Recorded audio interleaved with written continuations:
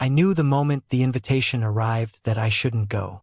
Michelle handed it to me like it was a favor, like I'd be lucky to be included. A plain white envelope, no return address. Just her mother's calligraphy on the front. Written in a name I never wore comfortably, Mr. and Mrs. Carson, her ex-husband's name. He hadn't been her husband in 15 years, but his name still lived on the envelopes, on the photos in the hallways of her family's house, in the mouths of her children. And me? I was never a name, just a presence, just a shadow trailing behind them. The night of the dinner, I ironed my own shirt. Michelle was busy in the bathroom, curling her hair, layering on makeup. She was humming. She hadn't touched me in 2 months. We drove in silence. I watched her text someone while I drove. Her smile flickered with every buzz. She never showed me the screen. She hadn't for a long time. We pulled into the driveway of her parents' house. Brick-fronted, faux pillars. The kind of home where every window glowed like a stage set. Inside, everything was arranged to look perfect. Always had been. The place smelled like furniture polish and roast beef. Her father clapped me on the back, called me champ. Her mother offered me a thin smile and said, "We're so glad you could make it." So glad, like I was a favor Michelle had brought along. Like I was a guest, not family. We sat at the long dining table. I was at the far end, near the kitchen entrance. Michelle next to me, but angled toward her sister. Shane and Ellie sat across, flanked by cousins and their plus ones. There were framed photos on every wall, black and whites of Michelle's childhood. Shane in his football jersey, Ellie holding a violin, their biological father, smiling at every milestone. Me? Nowhere. I'd known it before, but that night it pressed against my chest. They had never made space for me in this family. I was a placeholder, tolerated, as Shane would later say. I was the man who kept the lights on and stayed out of the pictures. We went through the motions. Dinner, dessert, polite clinks of cutlery. Michelle checked her phone under the table. Shane laughed too loud. Ellie had 2 glasses of wine and started talking over everyone. I stayed quiet, like I always did, until the cake came out. Michelle's mother gave a little speech, voice trembling with nostalgia. Her father raised his glass and thanked everyone for being there, especially family. His eyes never met mine when he said it. Then came the toast. Shane stood up, holding his glass. "This is our father's house," he said, loud, clear. "You're just a mistake we tolerated for Mom's sake." Time slowed. Ellie rose beside him. They'd planned this, rehearsed it like cowards who only attack in pairs. She added, "You don't belong here." And she looked at me like I was something sticky on the bottom of her heel. Like I hadn't paid for her car repairs 2 winters ago. Like I hadn't driven her to college when her real dad forgot. Michelle didn't flinch. She didn't speak. Didn't reach for my hand. Didn't turn toward me.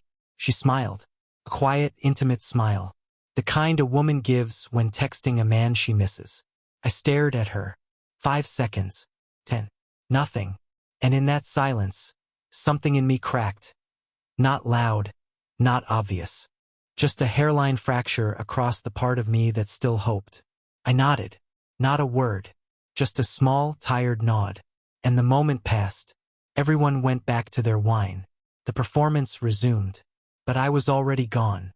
We drove home with the radio low and the air between us colder than the autumn wind outside. Michelle said nothing. She scrolled through her messages. She laughed softly once. Not at anything I said. When we pulled into the driveway, she got out without waiting for me. Walked ahead. Slammed the front door. Her heels echoed down the hall as she disappeared upstairs. I stood in the driveway for a minute longer than I had to. The night was still. The kind of stillness that feels like permission. When I stepped into the house, I didn't go to our bedroom. I didn't take off my coat. I walked straight to the office. I locked the door behind me, turned on the desk lamp. The soft pool of light fell across the files I hadn't opened in months. Folders labeled mortgage, trust, policies. Things Michelle had never touched. Things her children never knew about. I sat down, opened my laptop, First, the joint bank account, the one her name was on only because I added it years ago, believing we were building a life together. Password changed. Access revoked. I moved the majority of the funds to a new account, my name only. Next, the auto payments, electricity, gas, phone, Wi-Fi. I canceled every one of them. If she wanted the lights to stay on, she could call and open her own account. Let her children help, if they thought they were grown enough to throw stones at the man paying the bills. Then the credit cards. Her card? Deactivated. She'd find out the next time she tried to buy coffee. Then I opened the folder labeled Life Insurance. Policy, $800,000. Primary beneficiary, Michelle Carson. I changed it, reassigned the beneficiary to my sister. Someone who actually showed up when I was in the hospital last year.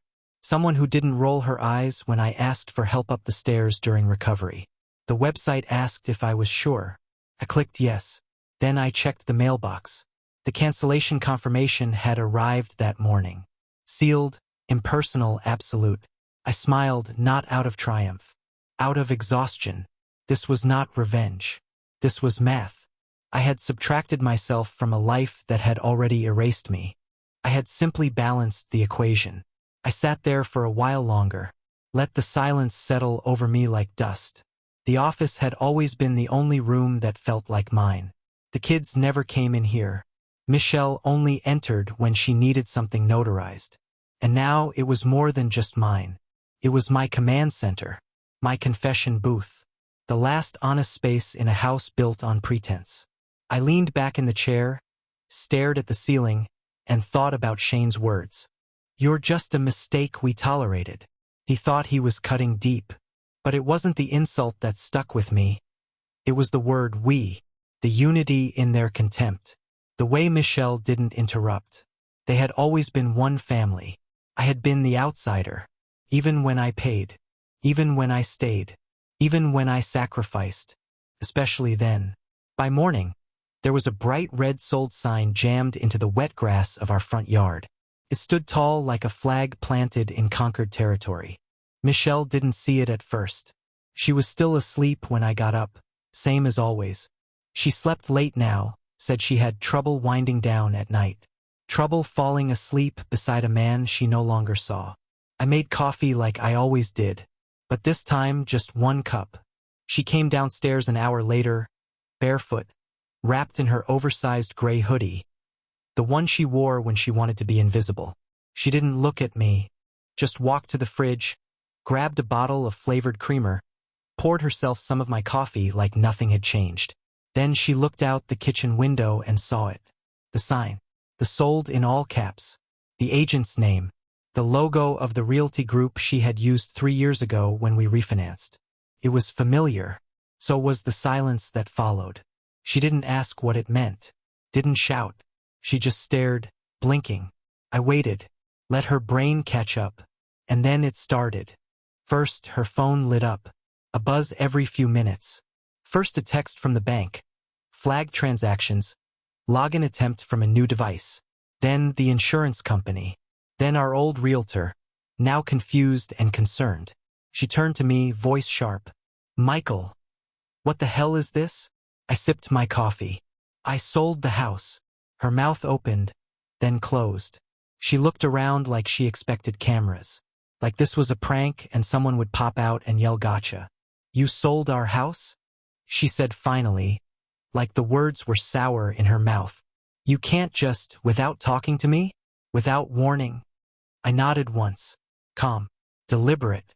No, I didn't sell our house. I sold my house. Your name's not on the deed, remember? I watched the reality crawl across her face. I watched her remember that detail she once called just paperwork, back when we moved in. When she was too busy picking out paint samples and bragging to her friends that she finally married up. She thought my generosity was permanent. She thought it meant I'd never make her pay. Michelle stared at me like I had grown fangs. What is this? She asked again, softer now. Some kind of punishment? I stood, rinsed my cup, placed it carefully in the sink. No, this is a correction. She stormed upstairs, slamming the door like she was 18 again. I heard her voice through the wall, calling someone. Fast. Frantic. I didn't need to hear the words. I knew their names already. Ellie. Shane. Her sister. One of the friends who always treated me like a necessary evil. The group chat would be lit by noon. But I didn't wait for their responses. I left the house, drove to the notary's office, and signed the last of the closing paperwork. The buyers were a young couple, pregnant, wide-eyed, full of dreams. I almost warned them, but it wasn't my place anymore. By the time I got home, the retaliation had begun. There was an envelope taped to the front door. No stamp, no return address, just one sentence printed on the outside. You can't do this. We're taking legal action. Inside, a half-page of legal threats typed out in courier font, like Shane thought pretending to be a lawyer would give his tantrum weight. I didn't even take it inside. Just folded it twice and dropped it in the trash bin on the side of the garage. At 1:13 p.m. I received a flurry of messages. Michelle's sister. You're tearing the family apart. Ellie's boyfriend. You're being selfish. Even one from some woman I barely knew. Someone Michelle had lunch with once a month. Who wrote, You should be ashamed. Those kids loved you once. Did they? I scrolled back to Shane's last message to me. 2 months ago. A single line. Zell me $40. Gas is insane RN. No greeting. No thank you. Just a demand like I was a vending machine that accepted guilt instead of coins.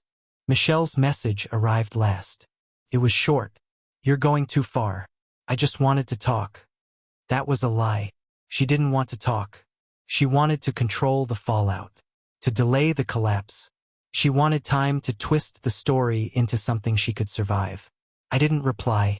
I turned off my phone and let the silence grow. I knew what was coming next. They would post. They always post.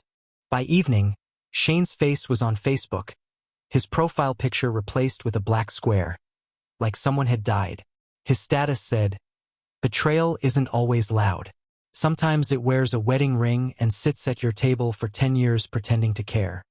The comments poured in, Stay strong, bro. And he was never really family. People who had never set foot in our home, handing out sympathy like candy at a funeral.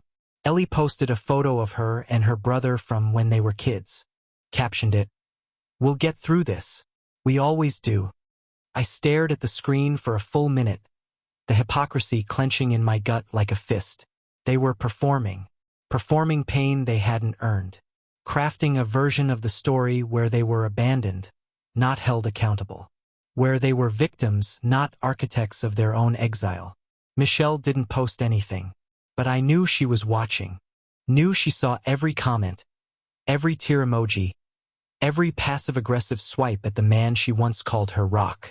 And still, she said nothing. No defense. No truth. Only silence. By midnight, the panic had started to slip in. Ellie messaged my sister. Not me. Asking if I was okay. Said she was worried about me.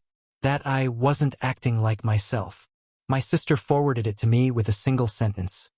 She never called you when you were in the hospital. Tell her to go to hell. I smiled. Not because it felt good, but because it felt like the first honest thing I'd heard in weeks. That night, I slept on the couch. Not because I was kicked out, no one dared, but because I didn't want to share a bed with someone who hadn't defended me, who hadn't flinched when her children spat in my face. I lay there staring at the ceiling, counting every hour I had worked to make that house feel like home. Every late night, every car payment, every gift under a tree I paid for. Every smile I faked at PDA meetings while Michelle sat silent, letting her kids treat me like a guest with a wallet. In the dark, I whispered a single sentence to the room. You don't get to burn down the house and act surprised when you're cold. The next morning, I woke up before the sun, canceled the lawn service, canceled the house cleaner, locked the thermostat to 60. The car Michelle drove, the lease was in my name. I called the dealership and scheduled a tow. 3 hours later, they hauled it away while she was in the shower. When she came outside, she stood barefoot in the driveway, watching the truck disappear with her SUV. She didn't say a word. Neither did I. By the third day, the house no longer felt like a home. Not for them. The walls that once echoed with their casual entitlement had gone quiet. Not peaceful quiet, but the kind that vibrates with dread. Michelle's movements were small now, precise. She walked without her usual weight in the hallway. She opened and closed cabinets like a thief trying not to wake the owner. There was nothing left to say. And yet, the silence screamed louder than any accusation ever could. The night before, I had removed the Wi-Fi router. Not unplugged. Removed. I placed it in the lockbox in my office. The same one that now held their birth certificates, car titles, and every document they never once thought to ask me about. By noon that day, the panic began its next evolution. Shane's name was trending, in our neighborhood at least. He'd taken to social media again, this time with a video. Dark room, fake tears. The caption read, "My stepdad erased me from the life he promised to help build." The comments flooded in. "Sending love, bro. He can't legally do that to you. Blood doesn't make you family, but money sure does, huh?" I watched it all from the guest account I created months ago. Back when I first suspected they would turn me into a villain the moment the money stopped flowing. Michelle hadn't posted a thing, but she'd liked the video. A subtle, cowardly endorsement. That afternoon, Ellie reached out again, this time to my sister-in-law. Said she was scared for Mom, that she didn't feel safe in the house anymore, as if I'd raised my voice, as if I had ever done anything but feed them and stay out of the way. My sister-in-law sent me a screenshot and followed it with, "They're trying to paint you into a corner. Don't bite." I didn't. I stayed silent. Not because I didn't have words, but because the time for words had passed. Actions had already spoken. That night, I sat alone on the back patio. No beer, no music. Just the creak of the chair beneath me and the sound of a house adjusting to the pressure of reality. The door creaked open behind me. I didn't turn. I heard her steps before I heard her voice. Michelle. Barefoot. Wearing that same gray hoodie. She smelled like sleep and regret. She sat across from me in the other chair. No preamble. Just stillness. I waited. She broke first. "You made your point," she whispered. "But we need to talk." I turned to face her. My voice was calm, measured, hollow. "This isn't our home anymore." She flinched, barely. "It was, until you all decided I didn't belong." Her mouth opened, then closed. Her fingers fidgeted with the hem of her sleeve, like a girl caught cheating on a test. "I didn't know what they were going to say at dinner," she tried. "I didn't." "You smiled," I said, "while they cut me open. You smiled at your phone like nothing was happening." Her eyes shimmered. The guilt didn't come fast enough to feel real. "They're kids," she said. "They lash out. They don't know what they're doing." "They're grown," I corrected. "Shane's 24. Ellie's 22. Old enough to drink. Old enough to vote. Old enough to mean every damn word." We sat in silence after that. A long, cold silence. She started to cry. Not sobbing. Just quiet tears sliding down her cheeks like slow poison. I didn't reach for her. I had done that enough. Inside the house, her phone lit up again. Another notification. Another person watching the drama unfold. Rooting for her like she was the wounded protagonist of a betrayal story. No one ever thinks about the man in the shadows. No one asks what he endured. Michelle sniffled. "What happens now?" I looked out at the yard. The grass was longer than usual. The lawn service had been canceled. No one had offered to mow. "What happens now?"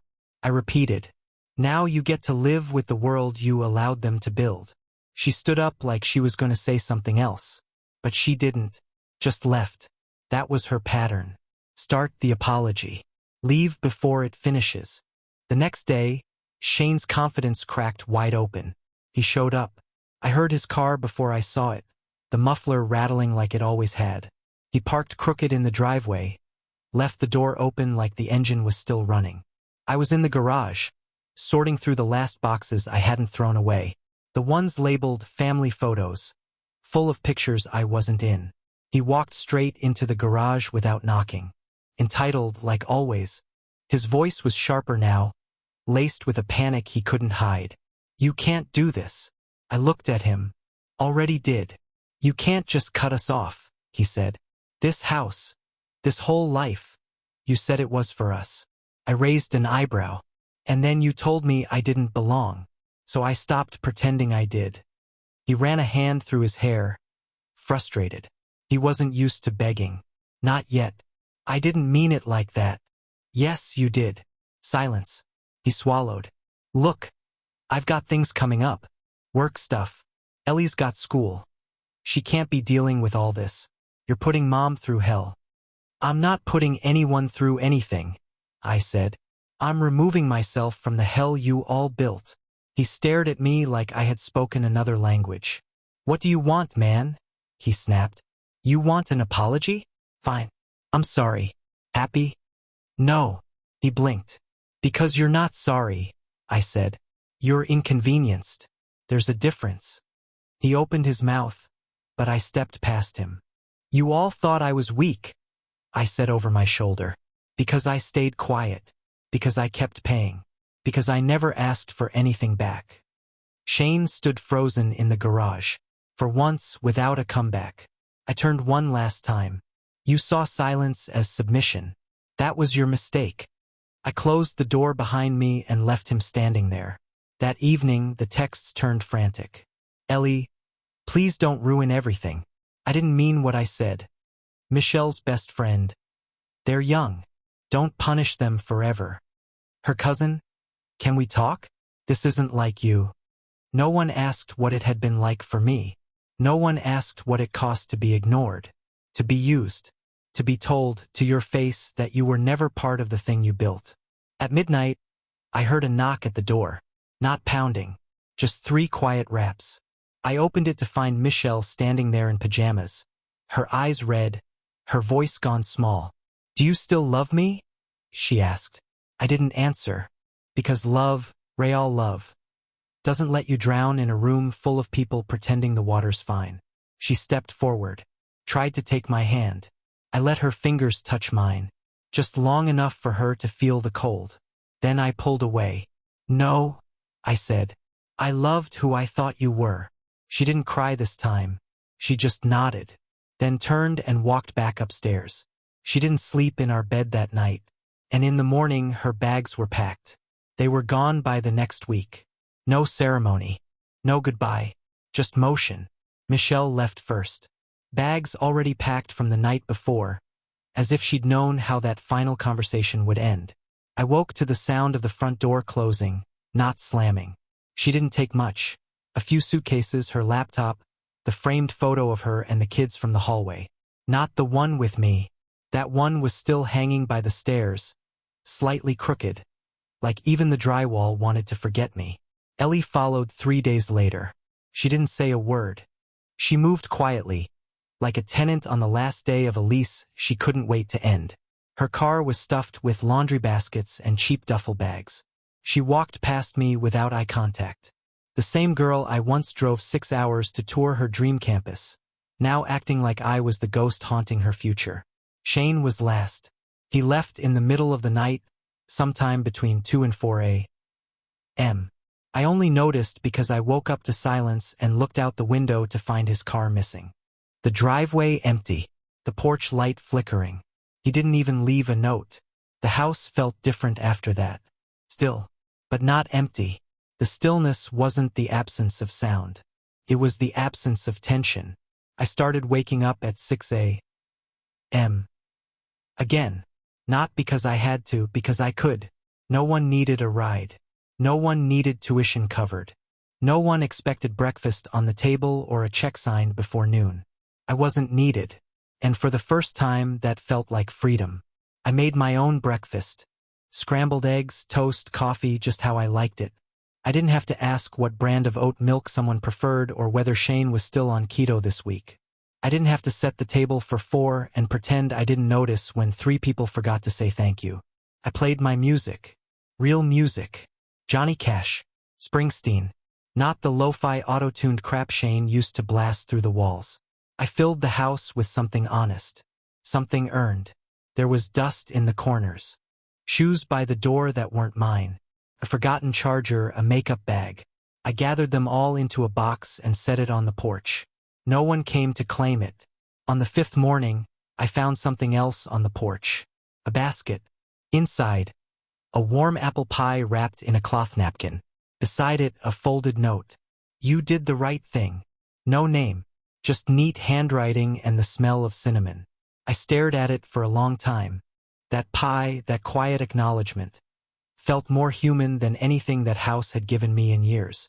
I brought it inside, set it on the counter, ate a slice standing at the sink, and I smiled. Not because I'd won, not because it tasted like victory, but because I was still standing. I sat in the living room that evening, alone. The lights low, the house quiet. I looked around at the walls, now stripped of their photos, their false family, and let the weight of it settle. This was mine now. The silence, the solitude, the absence. Not just the house. The cost was high. You don't give 16 years of your life to something without bleeding for it. And I had bled. Quietly, steadily, sacrificially. Every paycheck, every late night, every hand extended only to be bitten. All of it led here. Not to peace, to clarity. They never saw me as family. They saw me as a transaction. Convenience. A man too weak to demand respect and too stubborn to leave. Until I did. Michelle would tell her version of the story. I knew that. She'd sit in some friend's kitchen with a glass of wine and say, "He just snapped. It was sudden. Midlife crisis, maybe." But it wasn't sudden. It was slow, like water eroding stone. Every time I paid the phone bill and got silence in return. Every time I filled their gas tanks and got eye rolls instead of thanks. Every time Michelle ignored the way they dismissed me and called it just kids being kids. They weren't kids. They were adults. And adults pay the price for what they break. My name had been on every bill, every car title, every document that gave them a life they didn't have to earn. And when I finally withdrew, they panicked. Not because they lost a father, but because they lost the man funding the illusion. I looked around the house and didn't see a family anymore. I saw a ledger finally balanced. The day after Michelle left, the Wi-Fi company called to ask if we wanted to renew the premium plan. I downgraded. Just the basics now. No need for 4 users streaming their separate lives in silence. The grocery bill dropped to a third of what it had been. The water usage, cut in half. The gas station, haven't been back since I stopped filling up Michelle's car twice a week. Everything shrank except the space around me. That grew. I started using the office as my reading room. Bought a new chair. Threw out the one with Shane's stains and Ellie's gum pressed into the fabric. I scrubbed the walls. Repainted one. New beginning. One morning I opened my old inbox. The email I'd stopped checking because all it ever held were digital receipts of my servitude. I found a message from Michelle. Unread. Sent 5 days ago. Subject: closure. The body was short. Michael, I know you think you did what you had to. I just want to say I never meant for it to get this far. The kids were wrong. But you didn't have to do this. We were still your family. I didn't respond. Because she was right. They were my family. Until they decided I wasn't. Until my money was welcome, but my name was not. Until I became the man who paid for everything but belonged to nothing. Closure doesn't come in the form of forgiveness. Not always. Sometimes, it's just the click of a deadbolt behind you and the knowledge that no one else has a key anymore. Weeks passed. Then months. Michelle texted twice more. The last one came on a Sunday. Do you ever miss us? I stared at it for a long time. Not because I didn't have an answer, but because the answer would only make sense to someone who had ever lived as an outsider in his own home. Do I miss the dinners where I wasn't spoken to? Do I miss the holidays where I was handed a bill and told to smile for photos I'd never see? Do I miss hearing them call another man dad, while I stood in the kitchen cleaning dishes from a meal I cooked? No, I missed the idea of us.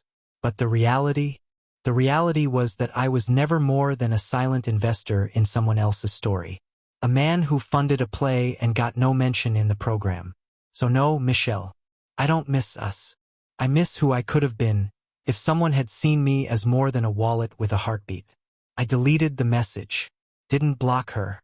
Let the silence speak. And now I sit here. Alone. Yes. But not broken. And not bitter. I water my plants. I sweep my floors. I play my records without being told to turn it down. I live on my own terms. Every sound in this house belongs to me. And when I sleep, I dream less. Because I don't have to invent a version of the family that loved me back. So now I ask you, whoever you are, wherever you sit reading this, was I wrong? Was I cruel? Or was this the only way left to teach them that respect has a cost? And I had already paid too much? Tell me, would you have endured it? Or would you have finally said, enough?